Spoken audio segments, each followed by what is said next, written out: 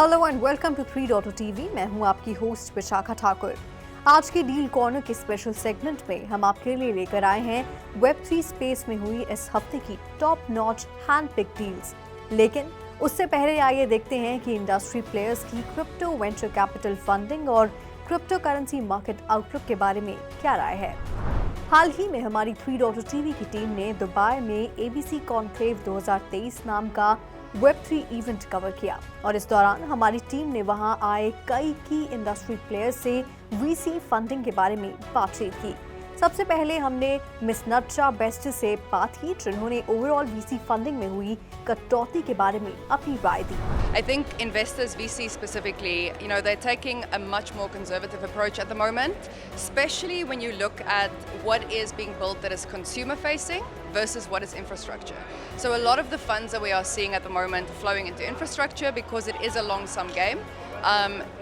We know that consumer-facing products, especially at the moment, generally Web3 has an adoption problem. This is something that everyone in the industry is working on. Everyone is trying to solve. It is definitely something that there's a lot of challenges with. So VCs right now are mostly focused on protocols, on infrastructure, things that they know is going to require a longer time to come into fruition, but at the same time is really going to support the ecosystem from the ground up.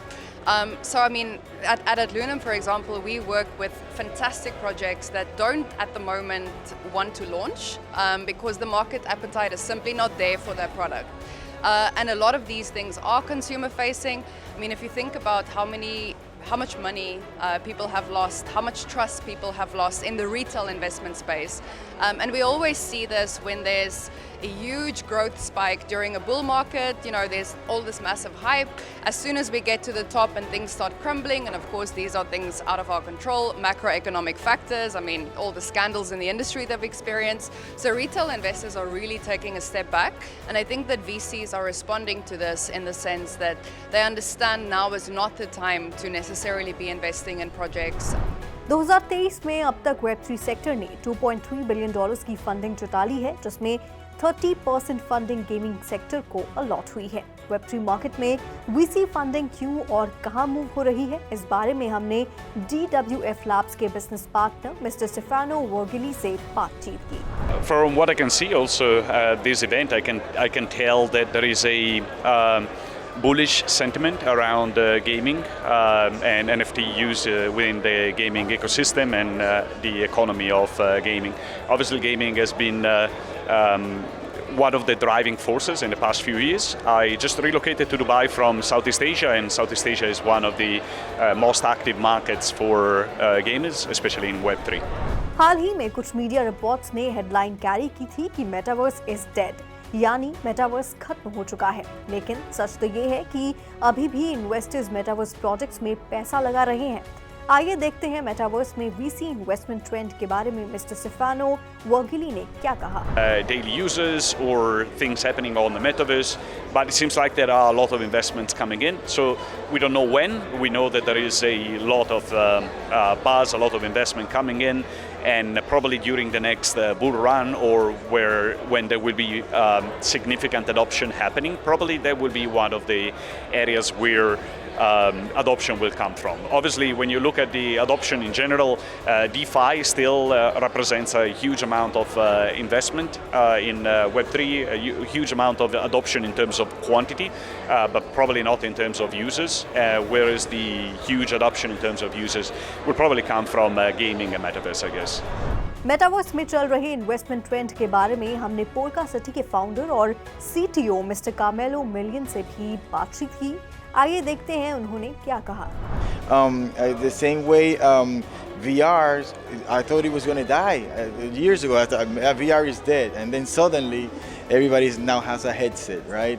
And with Apple coming out with a new headset, it's only the beginning. Once Apple brings their experience and make people want to buy something they don't need, it's going to become more popular. So that's, I think, the most of the investors' metaverse money is going towards VR and bringing all those AR experiences into the industry. तो आइए अब बढ़ते हैं इस हफ्ते की Web3 space की पहली डील की तरफ। यूके गवर्नमेंट ने एआई के नए यूज केसेस को शामिल करने वाले बिजनेसेस और रिसर्च टीम्स के लिए 32 मिलियन पाउंड्स के फंडिंग की घोषणा की है। फैशन और एग्रीकल्चर सहित विभिन्न क्षेत्रों में एआई प्रोजेक्ट को एआई सेफ्टी समिट से पहले गवर्नमेंट फंडिंग द्वारा समर्थित किया जाएगा।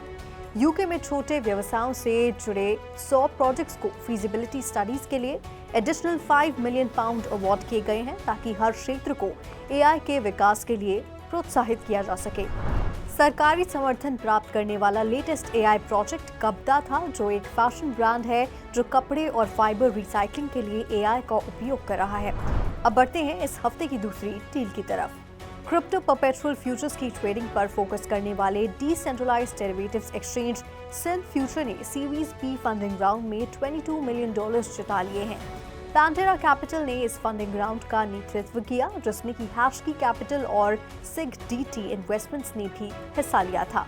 मार्केट कंडीशंस और रेगुलेटरी लैंडस्केप को ध्यान में रखते हुए SynFutures भविष्य में अपने नेटिव टोकन भी लॉन्च कर सकते हैं। अब बढ़ते हैं इस हफ्ते की तीसरी डील की तरफ।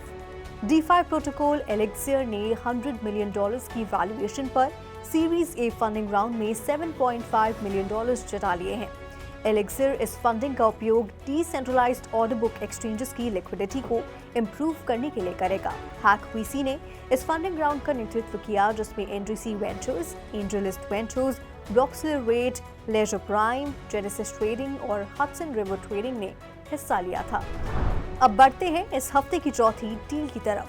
Solana based multisig protocol Squads के मेन डेवलपर स्क्वाड्स लैब्स ने एक स्ट्रैटेजिक फंडिंग राउंड में $5.7 मिलियन जुटा लिए हैं। प्लेस होल्डर वीसी ने इस फंडिंग राउंड का नेतृत्व किया था, जिसमें कि Multicoin capital, Solana ventures, jump crypto के साथ साथ सोलाना लैब्स के co-founder Anatoly Yakovenko, Jito labs के सीईओ लुकस ब्रूडर और हीलियस लैब्स के सीईओ मर्ट मुमताज ने हिस्सा लिया था। अब तक स्क्वाड्स लैब्स ने अलग अलग फंडिंग राउंड से $12.5 मिलियन जुटा लिए हैं। अब बढ़ते हैं इस हफ्ते की पांचवी डील की तरफ। एआई टूल्स ऑफर करने वाले OPBNB बेस्ड प्लेटफॉर्म माईशेल ने सीड फंडिंग राउंड में $5.6 मिलियन जुटा लिए हैं। INCE कैपिटल ने इस फंडिंग राउंड का नेतृत्व किया था, जिसमें कि हैशकी कैपिटल, फोलियस वेंचर्स, 7x वेंचर्स और OP क्रिप्टो ने हिस्सा लिया था। इस फंडिंग राउंड से माईशेल का वैल्यूएशन $57 मिलियन हो गया है। अब बढ़ते हैं इस हफ्ते की आखिरी डील की तरफ। लाइफ बियॉन्ड के डेवलपर डेवाइज एंटरटेनमेंट ने टोकन प्री सेल्स के जरिए $3.5 मिलियन जुटा लिए हैं। लाइफ बियॉन्ड एक ओपन वर्ल्ड साइफाई गेम है, जहां प्लेयर्स NFTs और टोकनाइज्ड डिजिटल इकोनॉमी के समर्थन से नई सिविलाइजेशन बिल्ड कर सकते हैं। डेवाइज एंटरटेनमेंट बिटकॉइन ऑर्डिनल्स के अराउंड अपनी मेटावर्स इकोसिस्टम बिल्ड करना चाहती है। आपको बता दें कि डेवाइज एंटरटेनमेंट अनिमोका ब्रांड्स की सब्सिडियरी है। इस टोकन सेल में GameFi ventures, London real ventures, citizen capital, Glocore और अनिमोका वेंचर्स ने हिस्सा लिया था। तो आज के एपिसोड में फिलहाल इतना ही। अगले हफ्ते हम फिर मिलेंगे वेब3 स्पेस में तहलका मचाने वाली एक्साइटिंग न्यू डील्स के साथ। तब तक आप देखते रहिए 3.0 TV। हमारे चैनल को लाइक, शेयर और सब्सक्राइब करें और ऐसी ही और इंटरेस्टिंग स्टोरीज के लिए लॉग ऑन करें हमारी वेबसाइट www.3versetv.io पर या फिर हमारा QR कोड स्कैन करें।